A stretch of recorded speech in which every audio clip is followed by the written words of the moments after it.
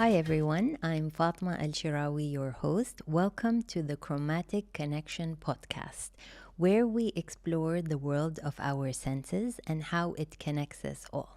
Get ready, relax, and tune into the vibration of the senses and let it take you on a harmonious journey of self-discovery. So today we are going to be celebrating the month of diabetes. And we are talking to our type 1 warriors. They have lived through it as teenagers and are now the most amazing people I have met.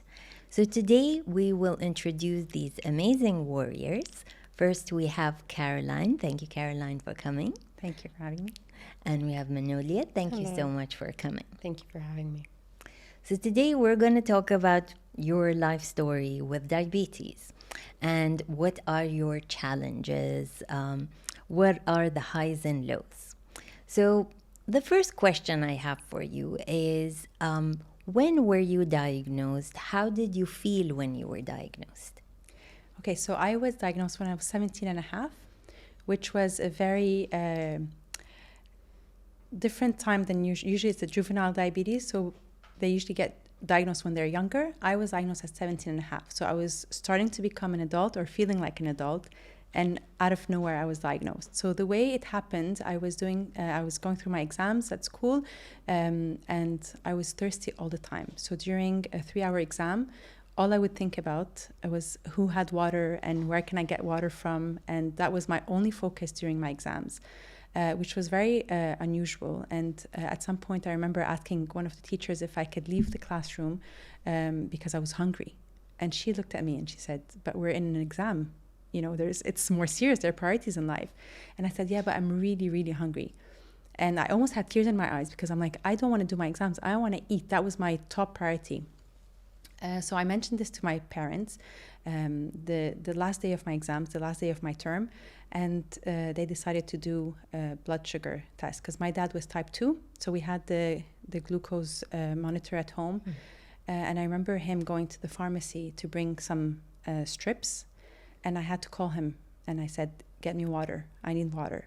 And he said, "But you need to wait, I'm speaking to the pharmacist." I said, "Stop everything and get me water." And personally, I never thought that diabetes was going to be the reason why I was thirsty. And I went back home after we got the supplies from the pharmacy, and my dad asked me to give him my finger, and he poked my finger, took a blood test, and I ran upstairs to get dressed because my friends were waiting for me to celebrate our finals. And I just remember my parents' reaction. They were shocked. My dad was almost in tears. So I ran back downstairs and I saw my parents panicking, and they said, "This can't be right. There's something wrong." And it was scary to see my parents scared. And honestly, it was in a minute that my whole life changed. They right away called a doctor, and the doctor asked them to rush me to the hospital. So my blood sugar was 27, which is in millimole. So it would be around 500, if I'm not mistaken, right? Correct. I don't know the conversion, but It was very, very high. So I went to the children's hospital because I was under 18 years old, but I was still, one of the eldest patients at the hospital. And initially I didn't know what it was because my dad is type 2, but I had never heard of type 1 diabetes. So I remember they gave me an injection in my thigh, and I thought it was like a tetanus shot, like a one-time thing. And so it was really something out of the blue and shocking, and it turned my life upside down in positive ways, but also negative ways, which maybe we'll speak about them later. For me, I was 14. We moved countries. So I was like a new country. For my dad's job, we moved countries. I was in a new country, new school. And I also started losing weight a lot, getting dizzy. From my side, we didn't have any awareness about diabetes. It was something I've never heard of before. It took a while to diagnose it because I had stomach ache, very strong stomach ache. So we went to different doctors. And of course, I was absolutely thirsty all the time. I was hungry all the time. I was pale, dizzy. And then, like 3 days after doing the blood test, we got the call that I am type 1 diabetic. And of course, I was very surprised, yet very angry. To be honest, I was angry. Like, why me? What's happening? My parents as well, bless them, it was something totally new. They were not familiar with it.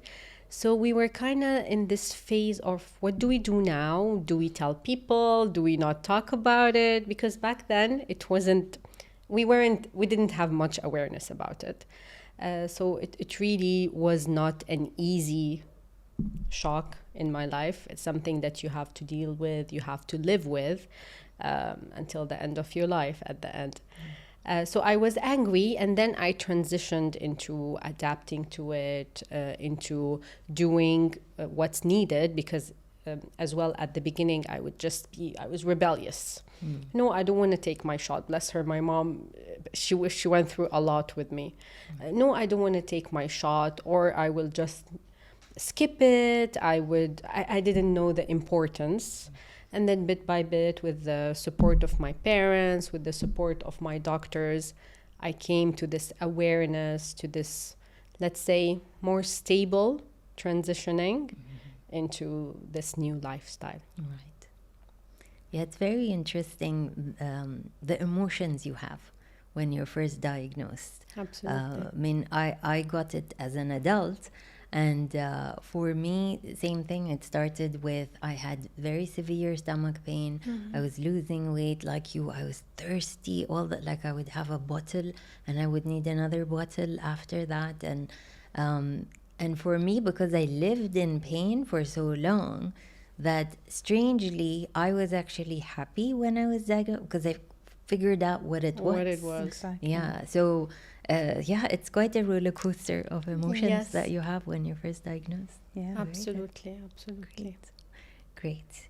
So, what were the biggest challenges that you had as a teenager, as you went on having diabetes?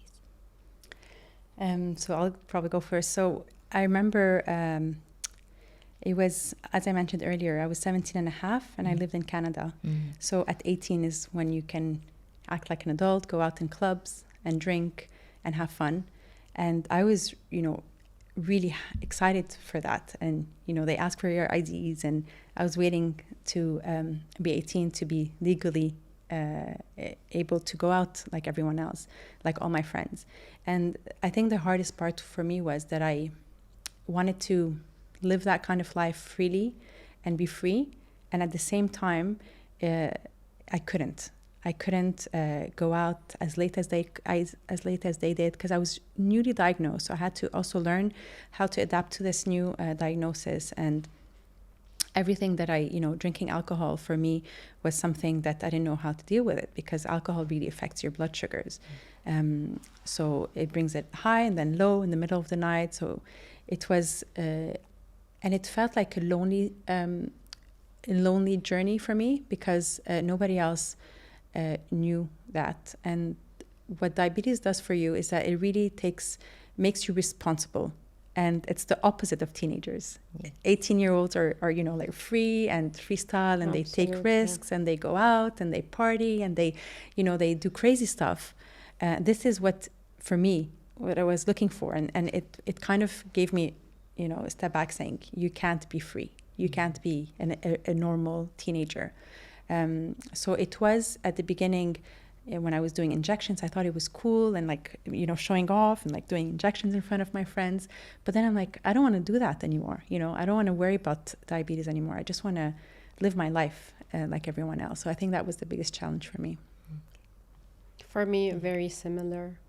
At the beginning, it was, I guess, just really adapting to the fact that I'm diabetic. I kept not accepting it at the beginning.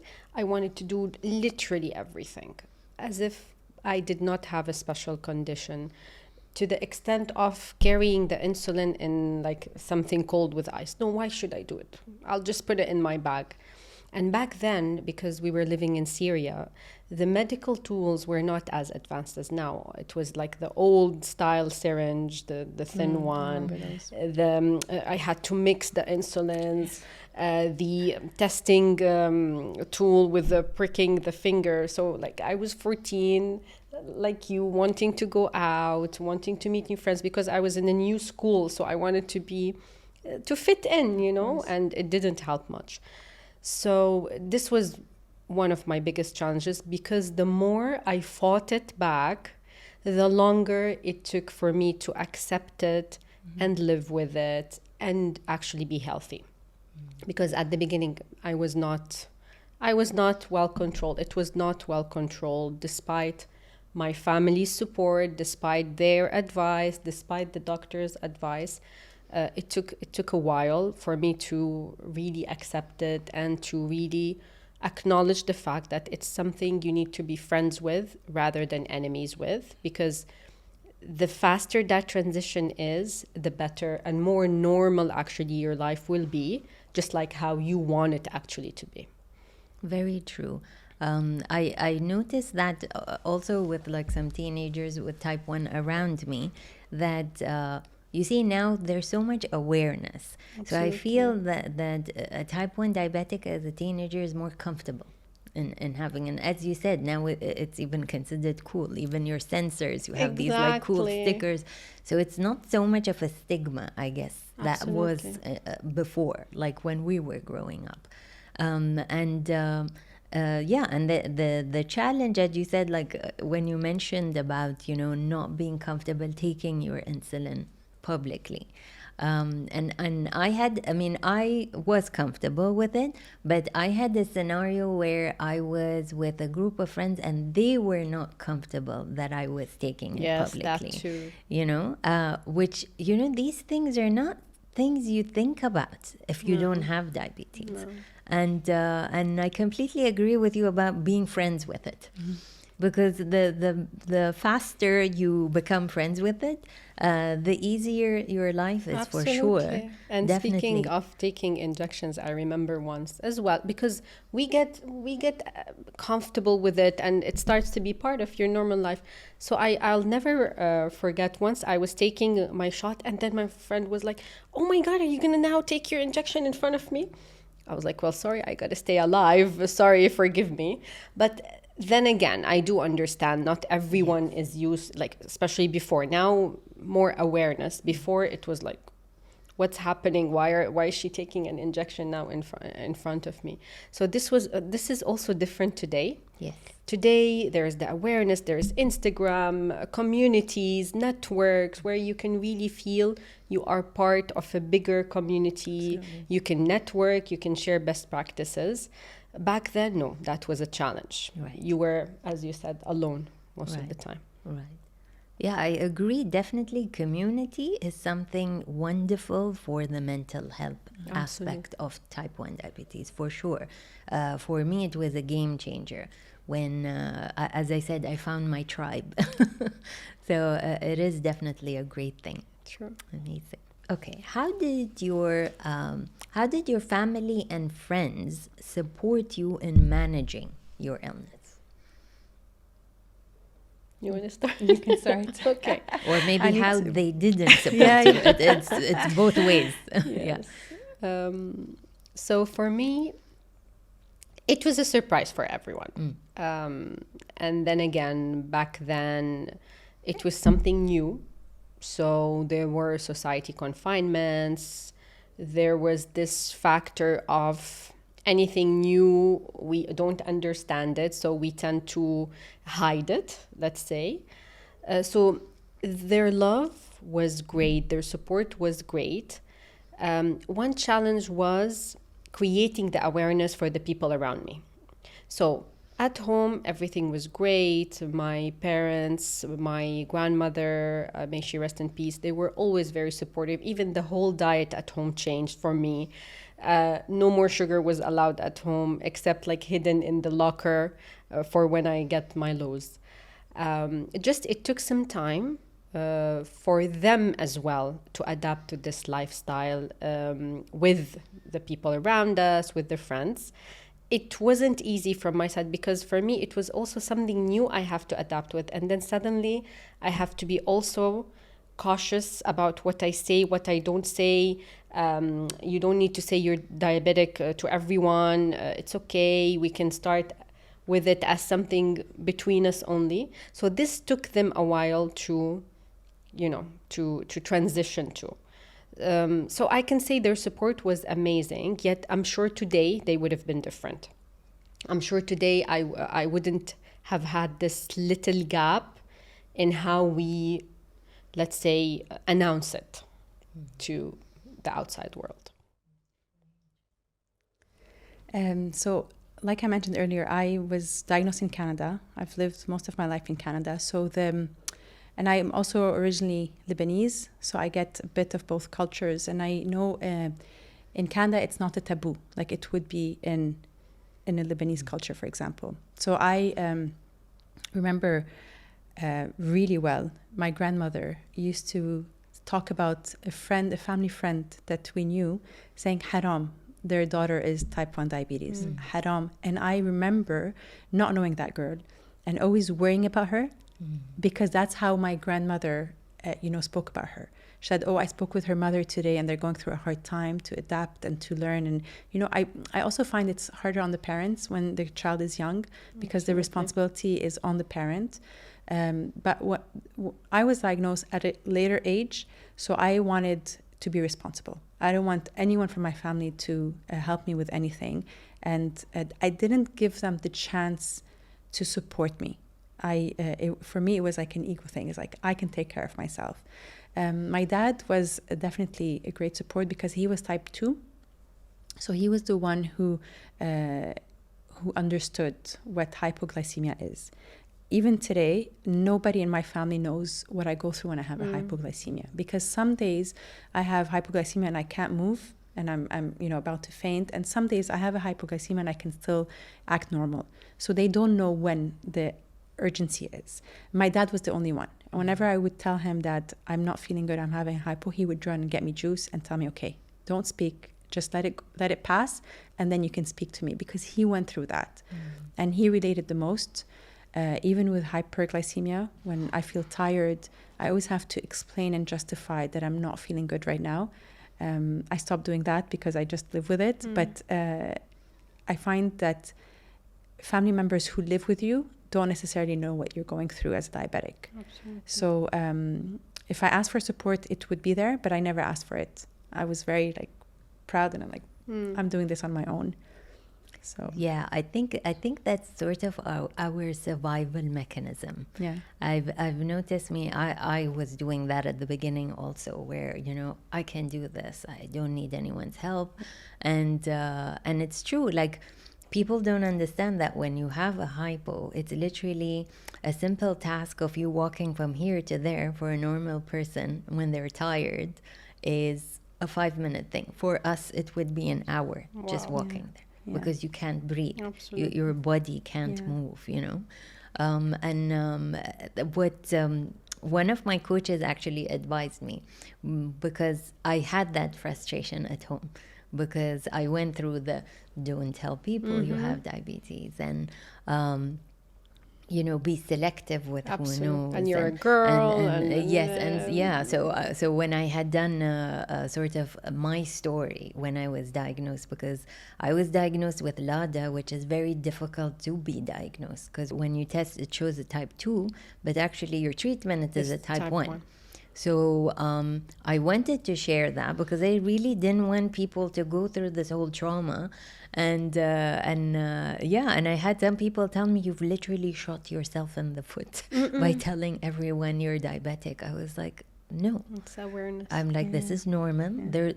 Actually, the percentage of people with diabetes now is probably higher, Sure. And what my coach advised me was she's like, instead of getting frustrated, educate them. And this was a game changer for me, because when I would have a low, some people would tell me, do I get your insulin? And I was like, are you planning to kill me? Happened to me. happened to I me. was like, I'm like, no, I need sugar. You know? Or go for a walk. Or go for a I walk, heard that a exactly, or lot. something like that. So that she said, instead of getting frustrated, educate them. Sure. So whenever you're feeling low and they tell you, should I get you insulin? Tell them, no. If you I give need me an juice. insulin, this is going to kill me. You know, so she said, also make it dramatic for it to Yes, stick, yeah, you know, true, sometimes. true.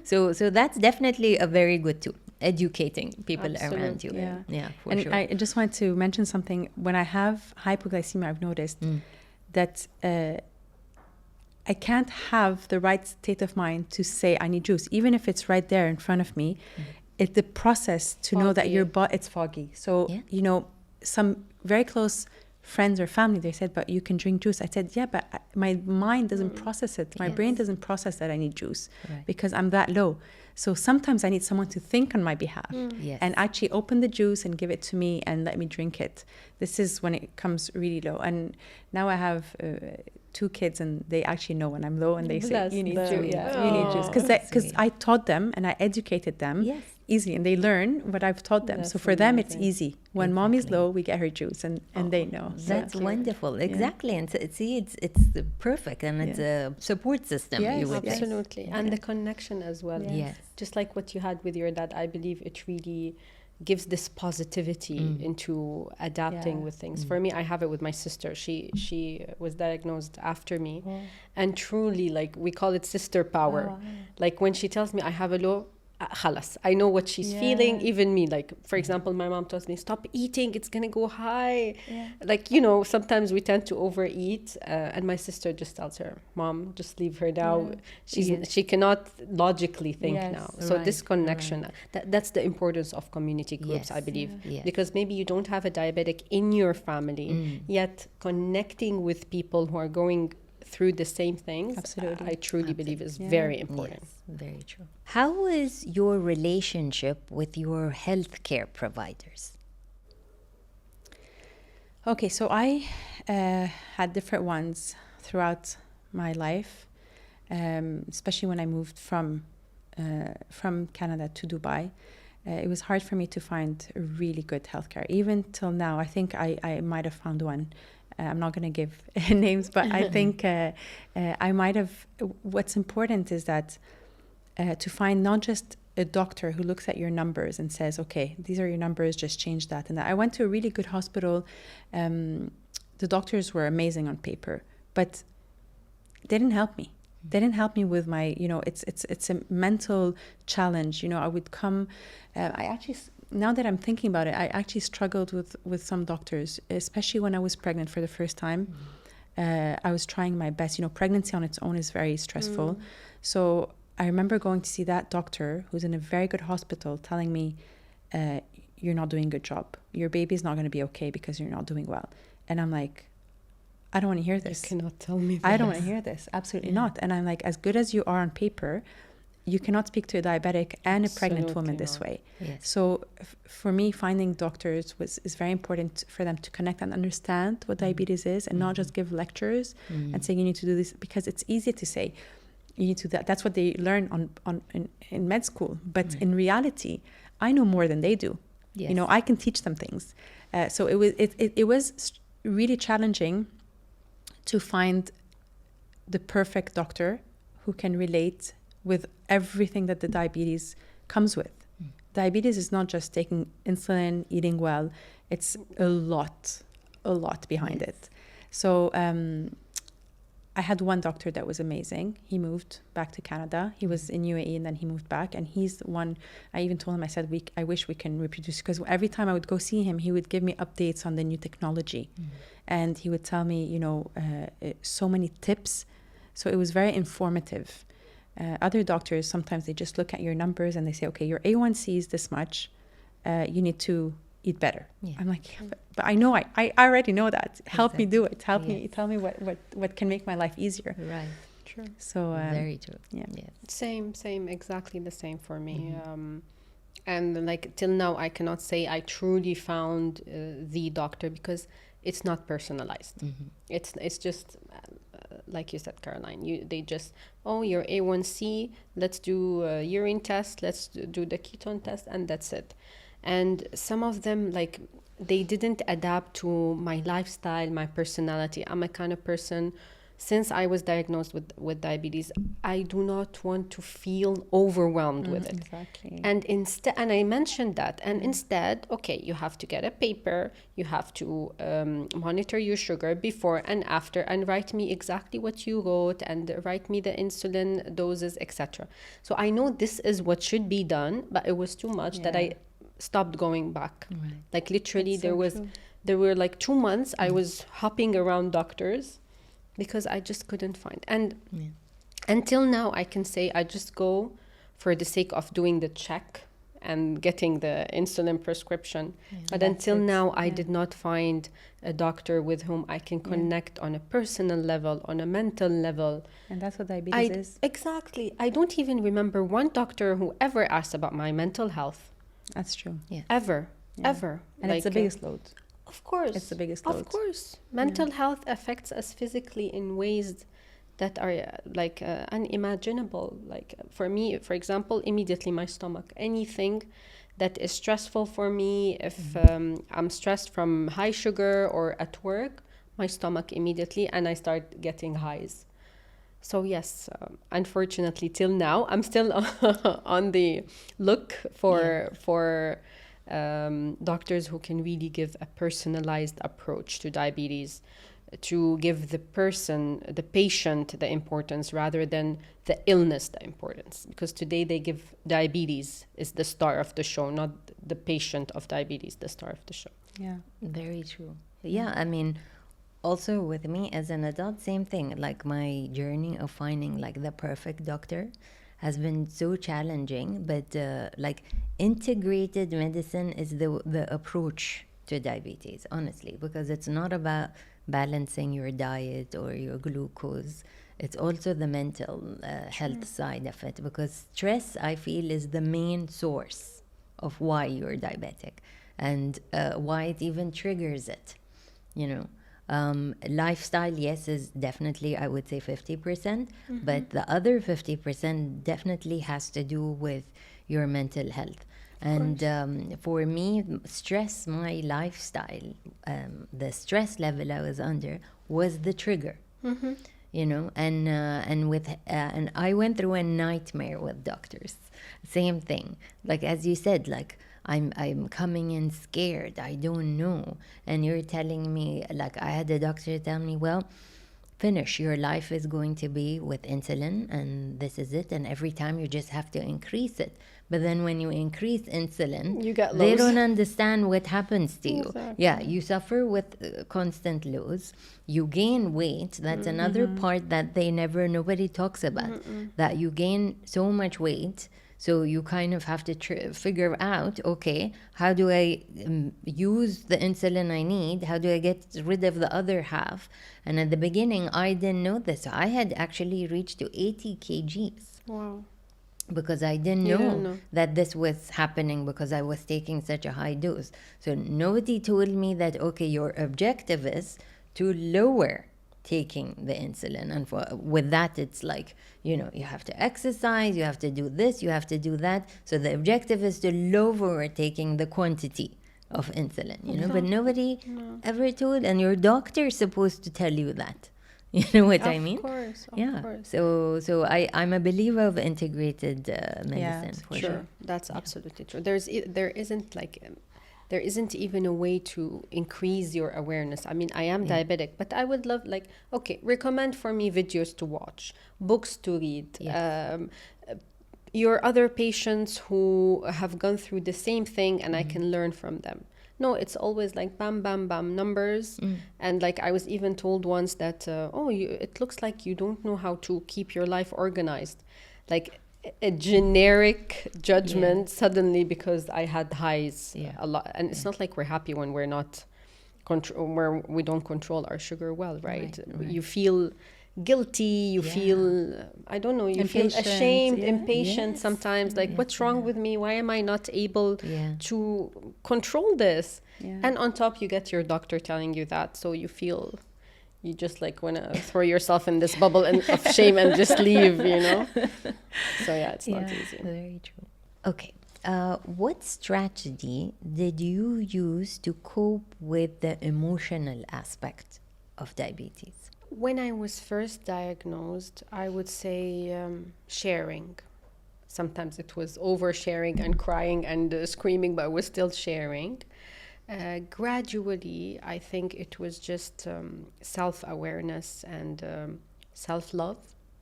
Because at the beginning, I was rebellious. I didn't take good care of myself. I did not love myself enough to adapt to this new journey. So I can say as a good strategy can be first to really try to understand what diabetes is about, how this new life that I will have to go through is different, yet, as we said, be friends with it and you can really adapt. You can really live it in the way you want and love yourself. Take good care of yourself because that's the only way you can really be strong to go further, to be healthy, and avoid the judgment as well. Because at the beginning, I used to always like, what's wrong with me? What's wrong with, like, why am I not able to get it right? Even me personally, like just until a few years back, I still had this self-blaming. Today it's different because today I learned how to really not judge myself, love myself, and this is what's helping me actually control it in a better way. It's going to be a funny answer, but I think social media really helped me because it's only recently that I started following diabetics, type 1 diabetics. I always thought it was a lonely journey and I was on my own and I don't want anyone to help me and I don't want people to feel sorry for me because I was diabetic. And very recently I met with a support group and it was the best thing that happened to me as a diabetic because I realized that everything that I've been struggling with emotionally, psychologically, mentally, physically, everyone else with diabetes was going through it. Absolutely. So that was the best thing. So, and it's ongoing. I can't say that today I'm strong enough to say I've conquered diabetes. I can't say that. I'm not going to lie. I'm not going to deny it. I still struggle a lot with many aspects of it.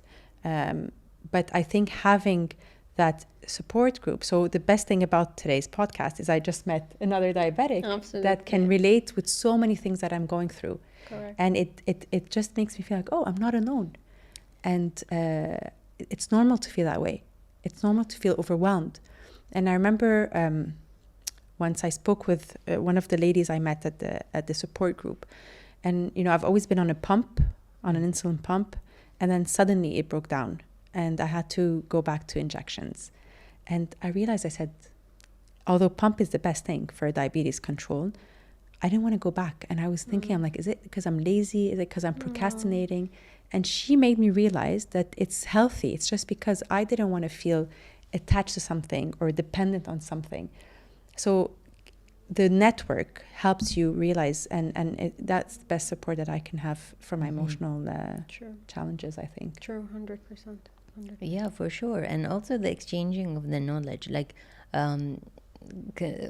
talking about the pump, like actually one of the members of the group was saying that, like, she preferred being off the pump because she was able to have more control. Yeah. And I feel that is an emotion that plays a big role in diabetes, the sense of control, you know, because you're so helpless with so many aspects of diabetes. So anything that gives you a sense of control, you grab onto it, you know what I mean? And it's true. And each diabetic, I feel, is also very different. So it doesn't matter when you were diagnosed, or even like both of you were diagnosed as teenagers, but I'm sure if you met as teenagers, your experience would be different than her experience. Because each diabetic, literally's body is completely different than the other.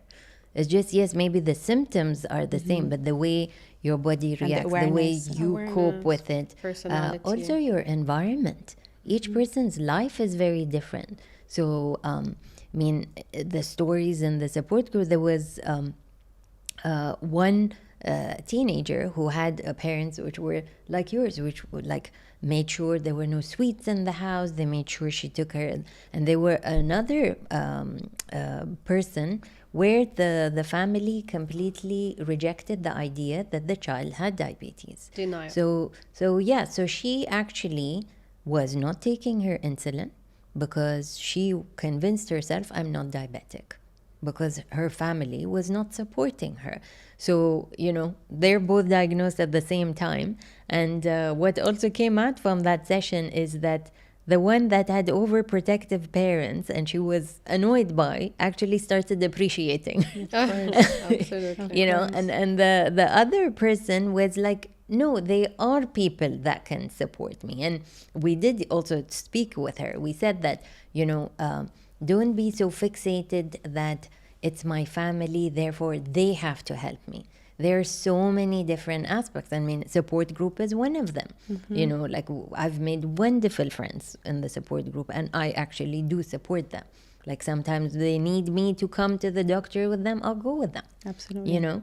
So also I feel the idea of not fixating too much that it's like your family or your spouse, are the ones that have to save you, I would say.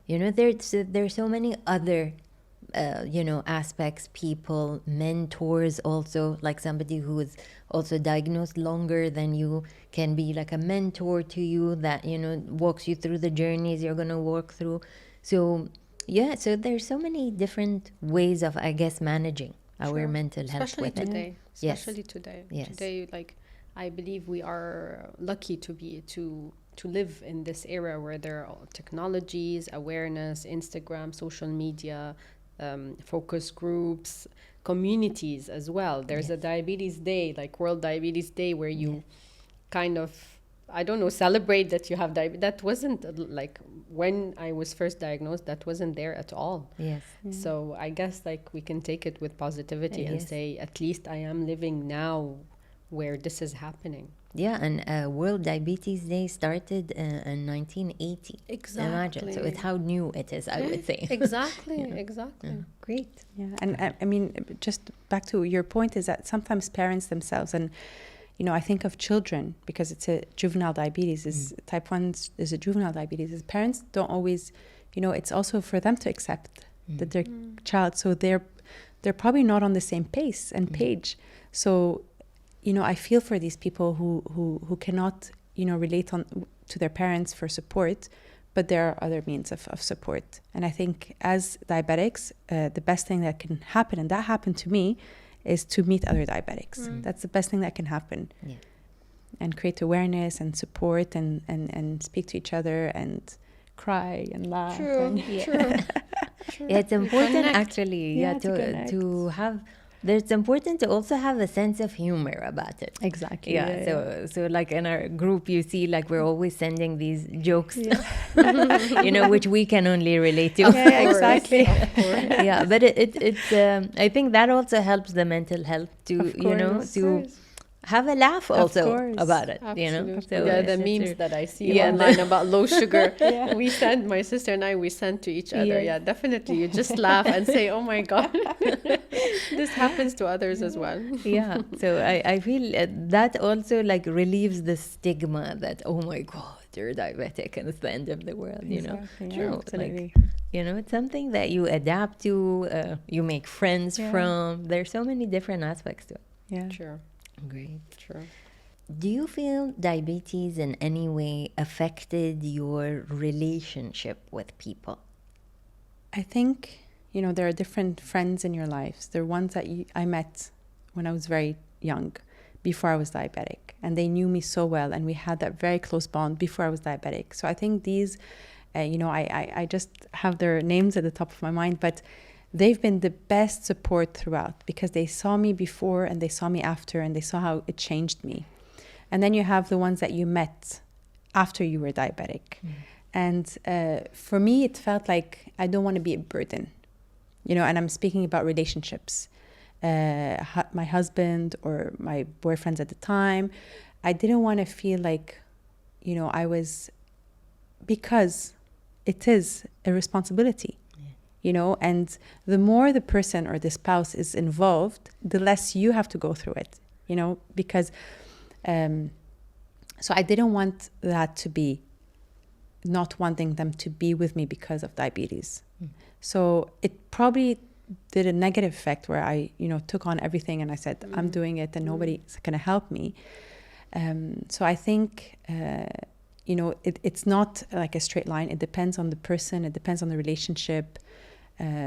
Colleagues, if I think about relationships with colleagues, some people were very supportive. Those who knew what diabetes was and they knew that, you know, before anything, they're like, you're not feeling okay. I'm going to go get you sugar. I'm going to help you out here. And some people you just meet and they don't even know that you're diabetic. You know, they don't even need to know that you're diabetic. So it really depends on what kind of relationships we're talking about. Same for me. Like talking about, let's say, romantic relationships. For me, during the first months, I wouldn't even say I'm diabetic. Just not for hiding, just because I can take control of this. I don't want to be a burden on you. I don't need to, like, that was at the beginning. Today, of course, I'm so different. Today I say it at the beginning because this is part of who I am now. It's part of my identity. I am diabetic. Today I'm very blessed with amazing friends who educated themselves to be there for me during my lows, during my highs, to check on me, as well as colleagues. Previously, no, because there wasn't this much of an awareness towards diabetes. So I can say I was never that close with the people previously in my life because there wasn't this connection. Like, for example, there was a period of time where my sugar was high for a while. I had an infection, so I would always apologize for going out. Like I would not go, and they started becoming far from me.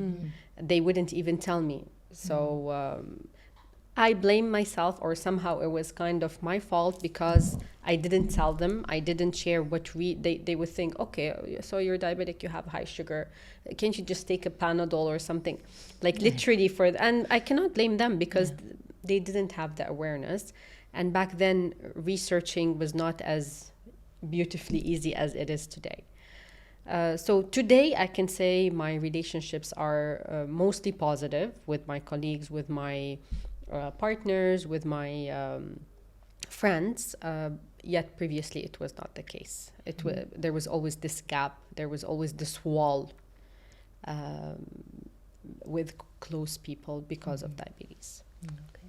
Yeah, with me, I feel I feel it did affect some of my friendships from before when I was diagnosed because like I used to be like very active. I was all over the place, you know, like going out and traveling and like working and like 24 hours, you know, like I never like took a break. So for me, like diabetes literally pulled me and sat me down and told me, you're not going to live like this anymore, you know? So socially it affected, as you said, my friend, like some people who were like wouldn't understand that like I'm genuinely tired. I can't do it, you know. They would feel oh, you're ignoring us, or you know, like that. And then some actually used it as an excuse, which was very hurtful. Like I had a friendship of 15 years that broke because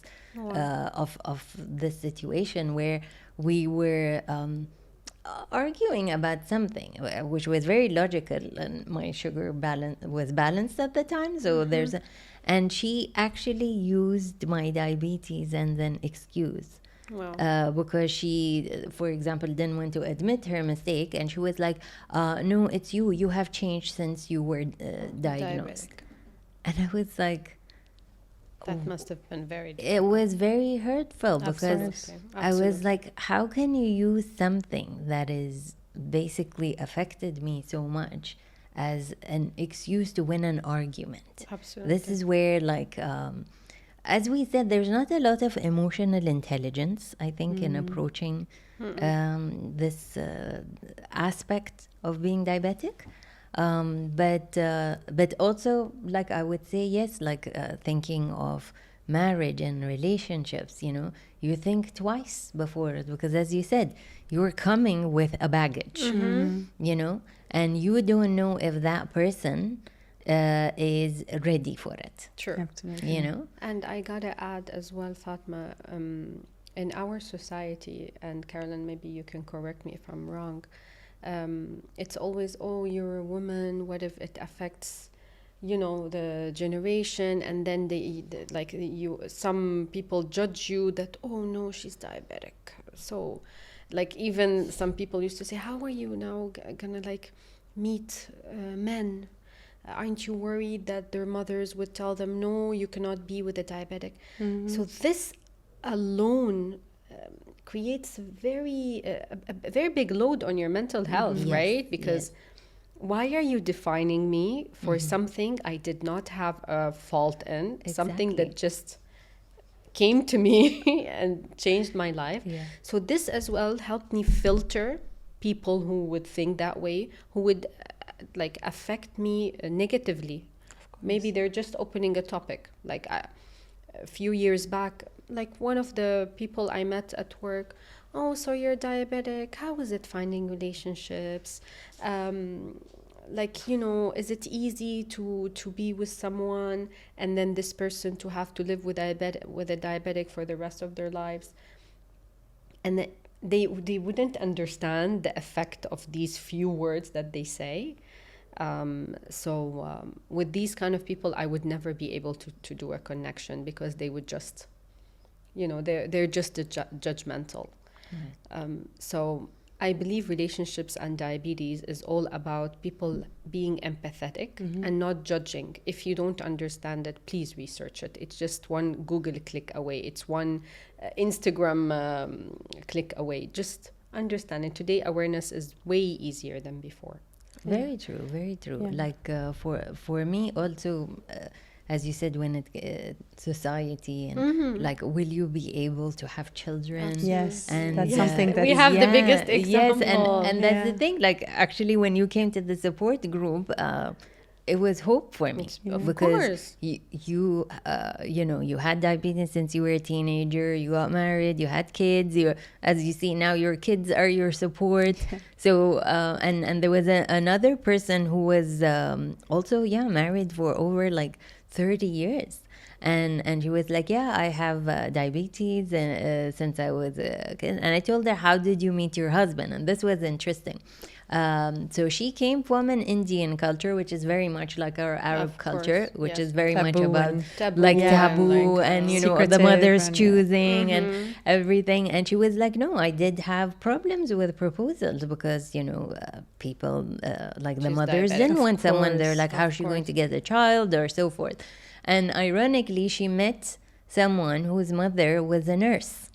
Oh. And she was well informed about diabetes, and for her it was a normal thing. So, and she had educated him also, so he found it very normal. Amazing. You know, That's beautiful. and That's open-minded. and they got married, and then ironically now he's a type 2, so he takes tips from her.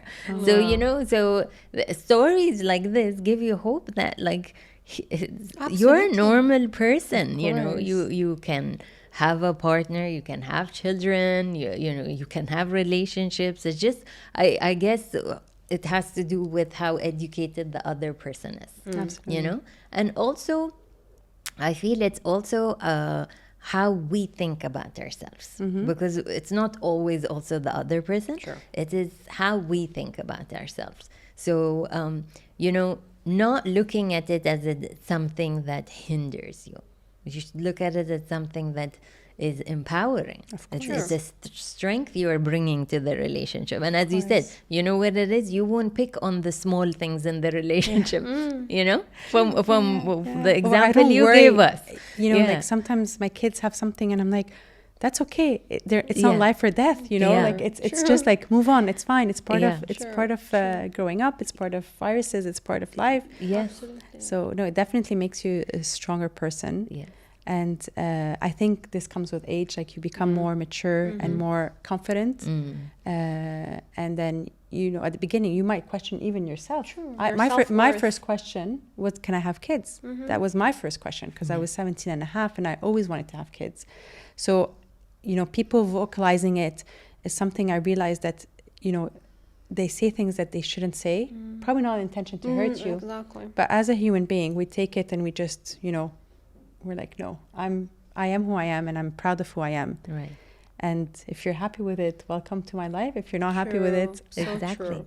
yeah. Like you said, Fatima, I think knowing your self-worth, it does not mean that if I'm diabetic, I'm not worth to be with a good person, because sometimes you can have this lack of confidence when you're just bombarded with those negative comments and remarks. You start saying to yourself, oh, oops, like you start, let's say, compromising for things that you really don't have a fault in. Okay, as you said, I'm diabetic. It means I'm resilient, I'm empathetic, I'm organized sometimes.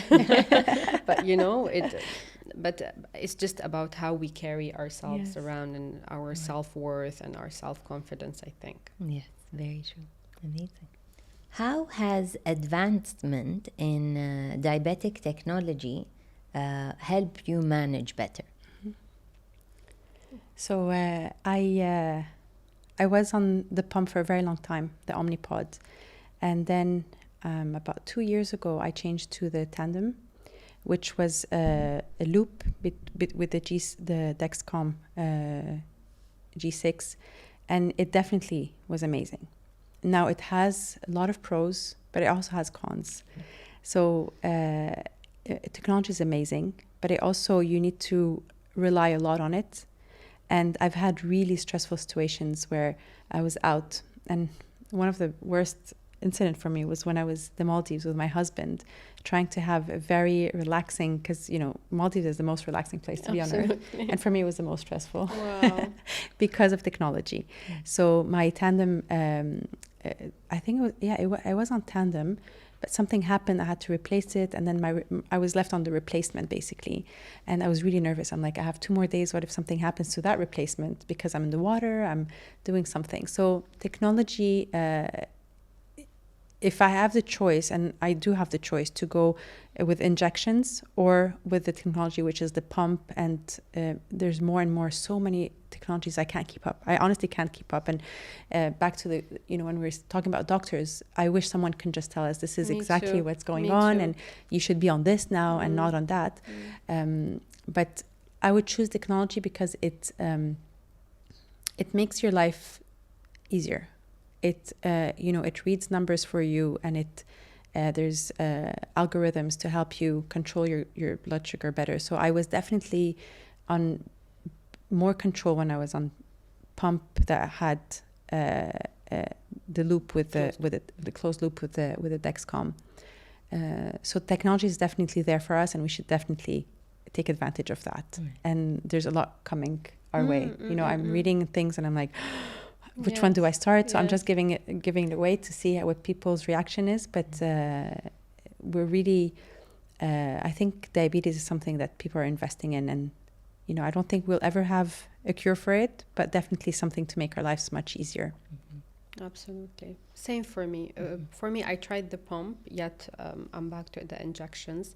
I think we need to personalize the technology to what fits, to what works for us more.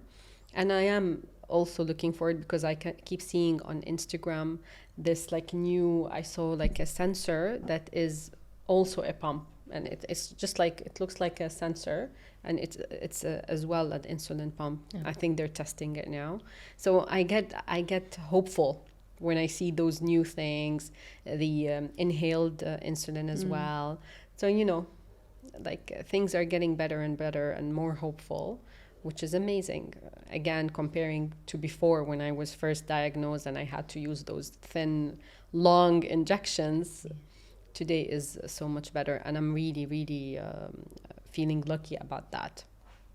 Yeah, I agree with you. The technology, honestly, I always say it's the best era to have diabetes, because the technology has made it so easy. Like for me, I've never been on the pump, but I've always, like, I started using the sensor. And what I liked about the sensors, it gave me a sense of freedom because with every time testing the blood, and as you said, it also affects your fingers. You know, it hurts. Imagine doing this 4 times a day, 5 times a day, you know. So the sensor gave me a sense of freedom. And especially while traveling, you know, you're out the whole day touring and you don't want to carry all these things with you. So it's really great having this easy, you know, and it's to cool. adapt. Like now, even non-diabetics, they put the Yes, sensor they to check do. the Yeah, sugar. they and do. So it's very now becoming more and more common, Right, more. which But helps but you. also what it helps is it helps you study yourself. Yeah, because this monitoring, like there are certain, like now there are certain foods I know that, like, okay, I know this is gonna go up, but certain foods that I would think it would go up actually doesn't. So, you know, in a way, it's like a cheat sheet to your menu. Absolutely, it helps. know, It supports. Yeah, Because yeah. again, diabetes is never 1 + 1 = 2. Right. Exactly. Never. Yeah. Like the amount of times I would be very controlled, I would take my injection, I would take the right units, then I would go to exercise, and me thinking it will go low. No, I finish exercise and it's high. So if it wasn't for the alarm, for the figures, for the technology, it would have been so much difficult. Yeah, and for sure in the educational part, I feel also when it comes to fitness, there has to be a lot of awareness there because, as you said, there are certain exercises you think, oh, you're gonna get a low, but actually it gives No, you a it gives high. you a high from the yeah. I think the stress and From the pressure. stress level. But I had a funny story about the alarm. I was in a meeting once, and the person in front of me, the meeting, was very stressful, and it started beeping. Ouch! So I was like, okay, this is embarrassing. You know, it kind of like literally tells people you're causing me stress. So yeah, so this is the sense of humor part of our gadgets. Absolutely. Absolutely. What advice would you give a teenager who is newly diagnosed? Wow. Yeah. That's a hard one. That's a very difficult one. I don't know if you have an answer. For me, I would just advise them to acknowledge what they're feeling. It is okay if they feel angry. It is okay if they feel they want to fight it. Yet, I would want them to remind themselves that they're not alone. Millions of people are going through the same thing. They are strong enough to go through this. And seek help when needed. They are strong. Seeking help does not mean they're weak.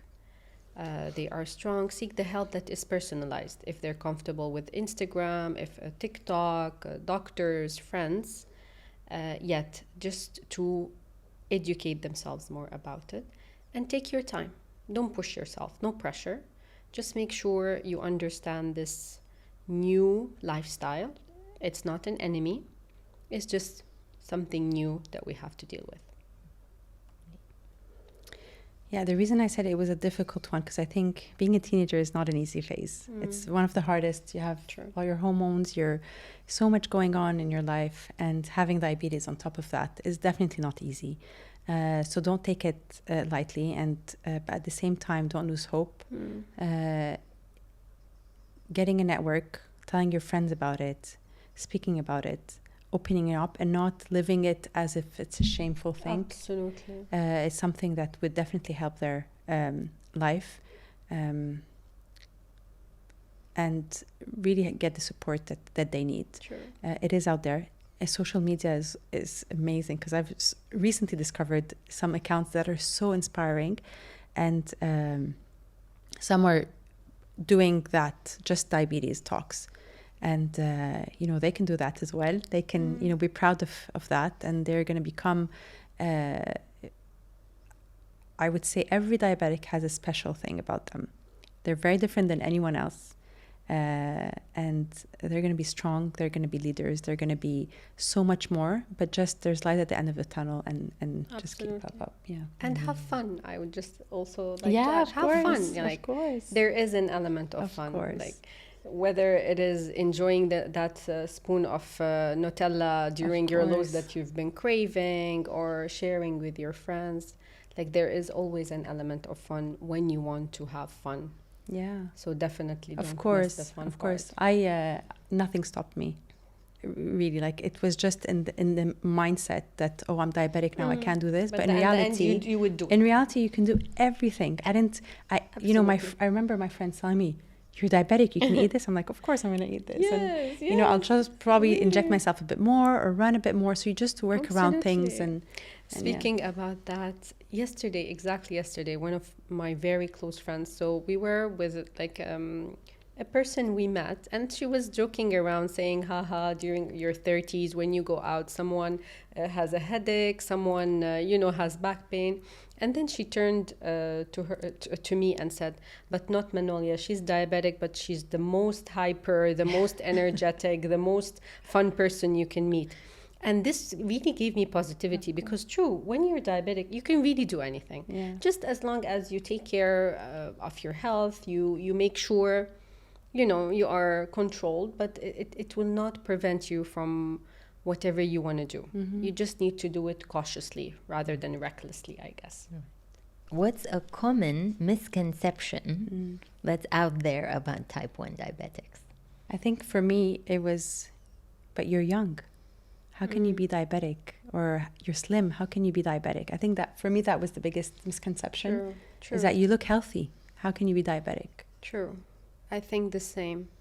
Like, they're just very surprised when they see my lifestyle, when, oh, you're diabetic? Yes. So I think it's just a misconception that if you're diabetic, then you cannot do things like normal people. So I believe, and what we spoke about, like, if you're diabetic, then entering into healthy relationships or getting children or living a normal life is not always doable. And I just remembered, I get asked, is it the difficult one? I said, what do you mean? There's type 1, type 2, and I don't know which one is more difficult. Yes. Is it, there's a term that everyone uses, I forgot what it is, but it's like, is it the complicated one? Oh, yes. Right? Like, True. and then you're like, I don't know which one is complicated. They're both complicated. They're both different. So I guess it is the complicated one, because it's you're dependent on insulin. The other one, you're non-dependent. But yeah, they have this conception that there's one that's easy and one that's not easy to have. One on the pills, one on the injections. Yes. And there's also a misconception that diabetes comes if you eat a lot of sugar. Like, I heard that a lot. Oh, you must have eaten a lot of sugar. True. So they're again, awareness, Education. Education. It's an autoimmune disease, etc., especially type 1. So yeah, this I heard a lot. This is a big misconception. Yeah, very true. Even with me, the misconception, because also people think there's 1 or 2, but actually there's 3. More. So LADA, the type I have, is called 1.5, which I always make fun of. I always have to do things with limited additions. So even my diabetes is a limited edition. So, and it's interesting because this is diagnosed basically, it's triggered, which it's sort of an abnormality you have that's dormant, and it's triggered by a virus or stress. And I had meningitis as a child, and I've always had stomach problems, but at that time we never knew this. But most probably, in my 20s, which I feel my stomach pain was really bad, most probably at that point in time I was type 1 and I never knew about it, So the misconception of that there's a third kind that people are not aware of. Yes. And LADA now has increased, but after COVID. Exactly. Many people say that, yeah. I know there's no scientific proof, as they say, but however, there's a lot. Many people, every second person I meet tells me, oh, I'm a LADA now after I got COVID. So last question, what are the resources you use to help you with your type 1 diabetes? Like books or podcasts or any form of other platforms? For me, to be honest, Instagram. Books very recently, because again I was in this denial and I did not even want to dig in and explore more. However, it was an amazing awareness. I'm reading a very interesting book now, Think Like a Diabetic. And Like a pancreas, no? Yes, Think Like a Pancreas. Sorry. Think Like a Pancreas. I truly love it. And people, to be honest with you, best practices, experiences. Those three, like Instagram, books, and networking with other diabetics. And for you?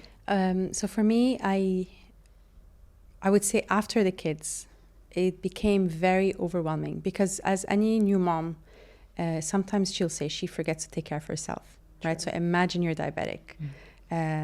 Some women, they don't have their self-care because of the kids. So it was very overwhelming. Now the kids are a bit older, and I have that space in my head where I said, I need to take care of myself. My A1C is not where I want it to be at all, and it affects my mood. It affects my energy. I'm always tired. Unlike you, I'm always feel like I'm dragging myself out of bed. So I really want to do the best. And I've read books, and I've, again, like I mentioned before, social media is really helpful, but it puts the humor aspect of it.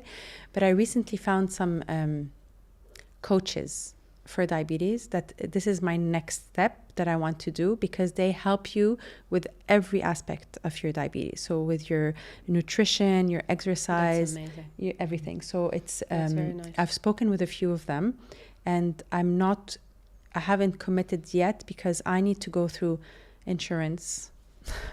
Like I know it shouldn't be a priority, but it is, because I used to live in Abu Dhabi. My insurance covers in Abu Dhabi, so now I have to claim here. I have to find, and it's quite expensive. It is expensive. So I need to claim, and I need to make sure that it's a lot of paperwork. Sure. But I think that's the next thing I'm going to do, because they've read all the books. They've practiced. They're diabetics themselves, and they work with different coaches that, depending on your personality, they'll match you with someone. So it's ready to go, and they'll help me. They'll basically help me manage everything together and focus on that. Because right now, I read other books than diabetes. Diabetes is like on the bottom of the list. That was exactly right? It's like, me. I'm alive. Exactly me. Yeah. Like a few years back. Exactly. Yeah. So I'm just surviving. Now I need to bring it up so I can be a healthier, more energetic, and better person. True. So I think these coaches could be expensive. I don't think they're claimable, but I think they're worth it. They're definitely worth it. And I'm the kind of person, it's like, you want to lose weight. Everyone knows what it takes to lose weight, but does anyone do it? Do you really actually go to the gym 3 times a week to actually eat that? Well, you need someone to come and hold your hand and say, do this way, and then you'll lose it. Accountability, basically. If only diabetic doctors had this coach hat sometimes. Like, for example, for me, just the equation or the ratio for carb counting, etc., I came to know it only after being like 9 years diabetic, when I'm here living in Dubai, and they referred me to a diabetes educator. However, this is something your doctor can tell you easily. Yes. Yeah. Very easily. I don't need a diabetic educator for me to learn how to do the math. It's basics. It's really the basics. It should be basic. But there, when the deeper you go into diabetes, the more you realize that everything impacts it. So I also realized recently that the temperature, the heat can affect it. Your hormones, absolutely, which time of the month you are, if you're a woman, absolutely, affects your blood sugars. And this, I know about it, but I don't know how to I don't know how it affects it. So this is why these coaches can help me with this. With these water. Things. I don't know if you go water. Yes, Sometimes water. I drink water, my sugar spike. What happened? It's water.